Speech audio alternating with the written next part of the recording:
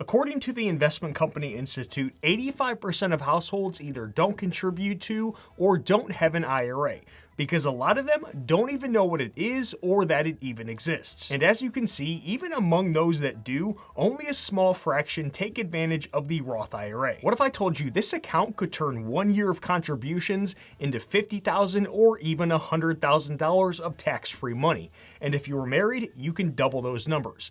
Let me show you why this is one of the accounts I never miss contributing to and why you should consider it too. Oh, and I also want to address what it would take to grow this account to be worth as low as $660,000 and as high as $1.8 million. A Roth IRA is a retirement account you can contribute to, then withdraw money tax-free in retirement.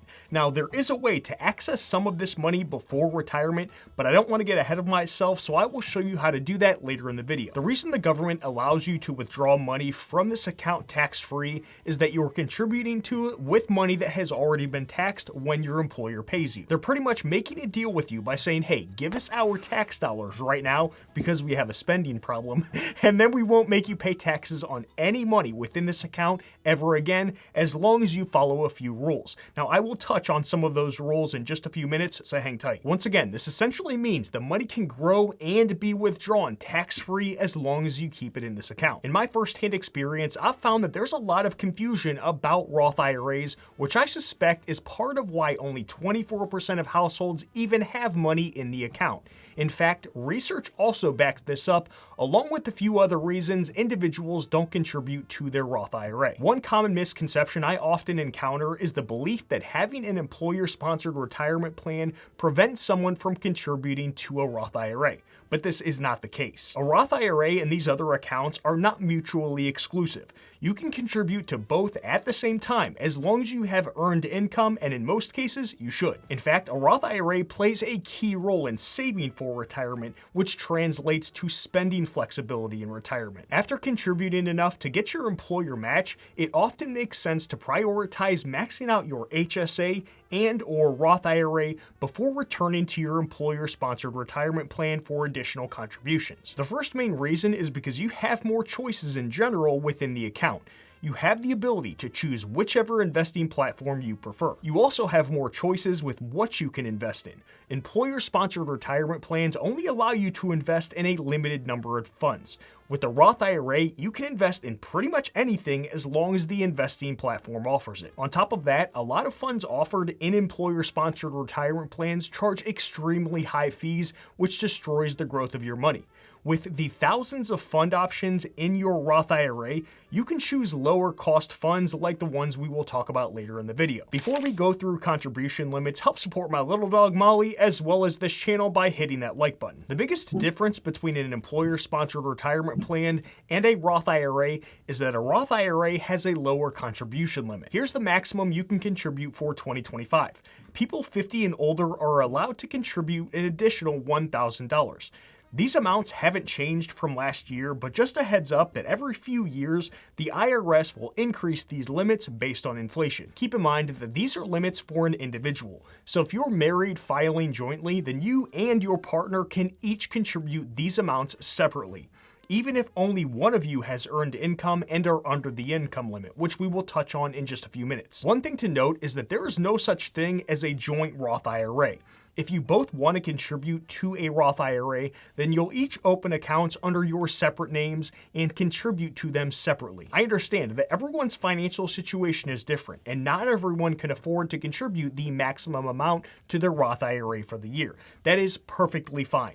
At least try to get something contributed to the account, even if it's only a few $100s. If you want some help figuring out how much you can afford to contribute to your Roth IRA every month, in the description of this video, you can pick up a free copy of my spending review spreadsheet where you can plug in your own numbers. The reason why you want to try to contribute as much as possible is that once the window is over to contribute to a Roth IRA for the year, you cannot go back and contribute to the account for previous years. These windows open and close every year, so you want to try to take advantage of them with as little money as possible while you can. This is why I always say that you would find me on the corner turning tricks just to earn some extra cash to make sure I am able to fully fund this account every single year. Obviously half joking because I would do it online before standing on a freaking corner, but taking advantage of this contribution window is that important to me. One piece of good news with this yearly contribution window, you actually don't have up until December 31st to contribute for the current year.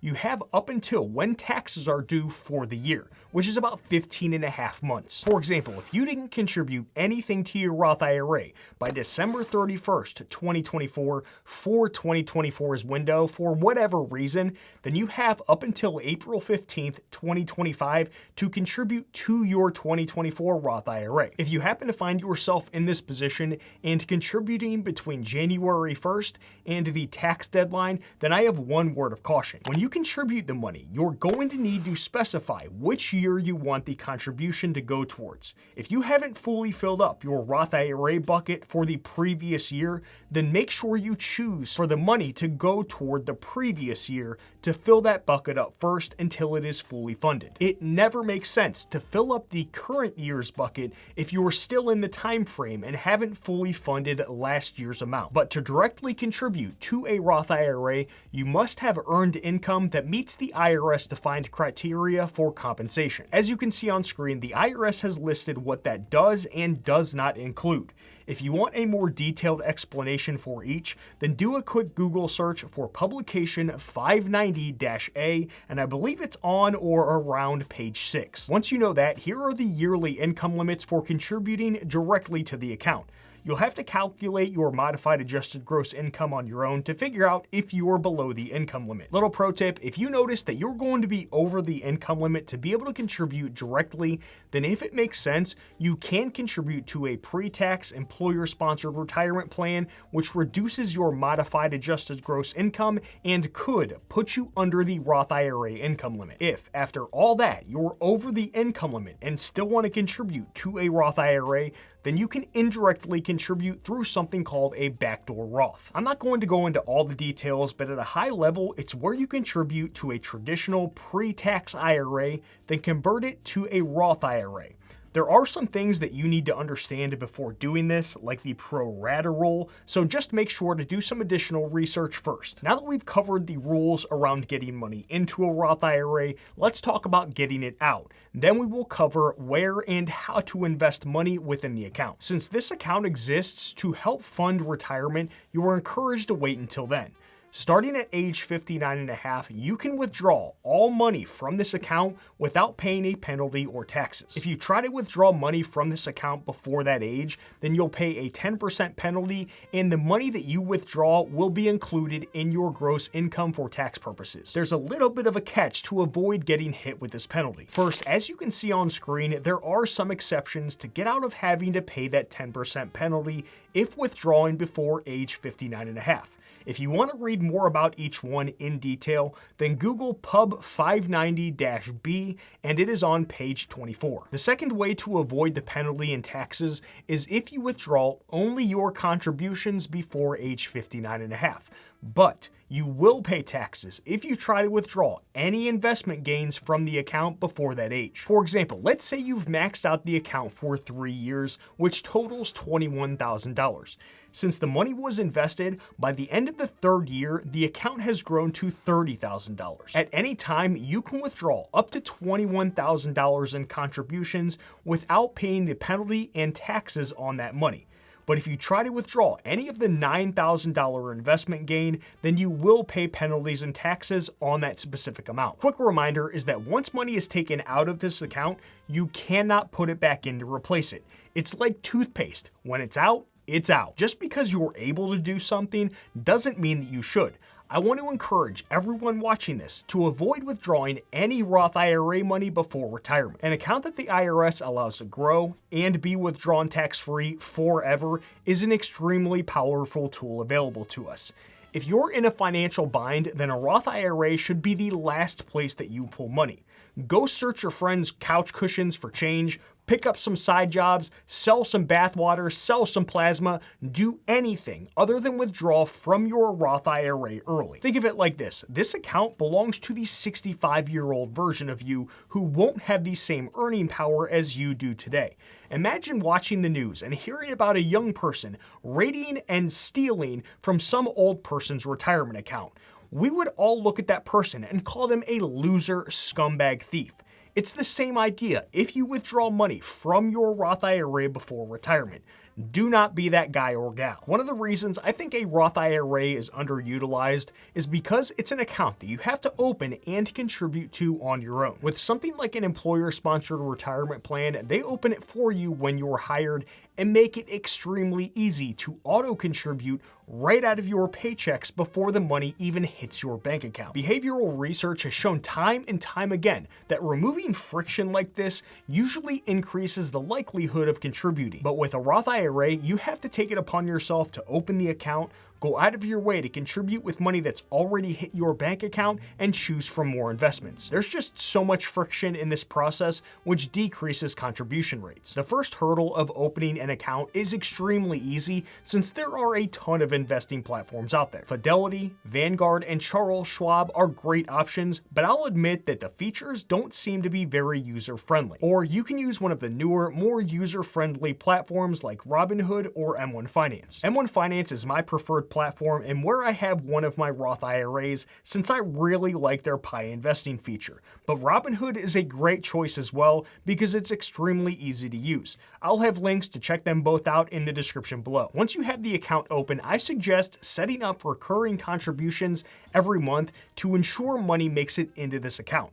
I usually lump sum invest the full $7,000 at the beginning of every year, but I know that not everyone can afford that, so they need to spread it across multiple months, and this is no problem. Regardless, the main goal should be for you to get any amount in the account, even if it isn't very much. The only reason that I have over $120,000 in just one of my Roth IRAs is because I started with small contributions many years ago. But once money is deposited into the account, you have to take the next step of actually investing the money. Only putting money into the account won't make it grow. Investing it into something will. Remember that since this account grows and can be withdrawn from tax-free, technically we want it to grow as big as possible, but not at the cost of taking on more risk than you can personally handle. You'll have to choose your investments based on your goals.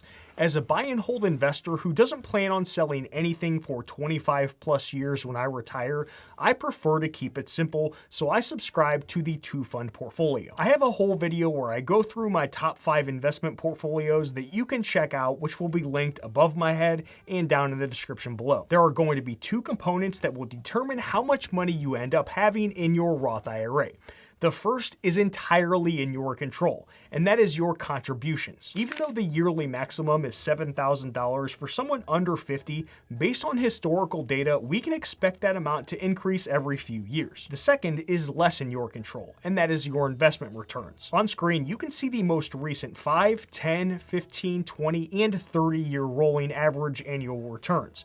While I hope you all get average annual returns in the 11 to 12% range, we don't know what it's going to be in the future. It's why I like to plan on the low end with a 7% average annual return. That way, if you max out the account every year for 30 years at this return, then you'll have about $660,000 worth of tax-free money. If you happen to get lucky and have higher than expected 12.5% average annual returns, as we saw over the past 30 years, then maxing out the account every year for the same amount of time would turn into $1.8 million of tax-free money. Some people like to expect a higher return like this, but I don't, because who knows what the heck's gonna happen.